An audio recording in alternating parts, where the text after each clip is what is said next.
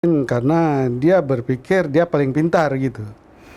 Jadi saya pikir nggak cocok ada lagi jubir ya, kan ada humas.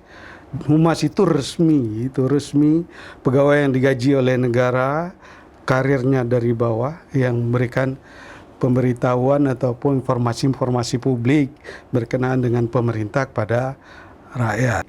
Yang jadi masalah bahwa pokir itu sering sekali dimanfaatkan untuk kepentingan kapitalisasi politik bagi pelaku aktor politik yang baik eksekutif maupun legislatif.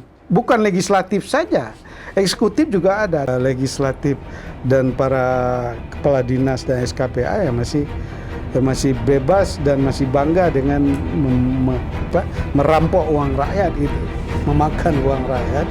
Ya seperti tadi potensinya besar.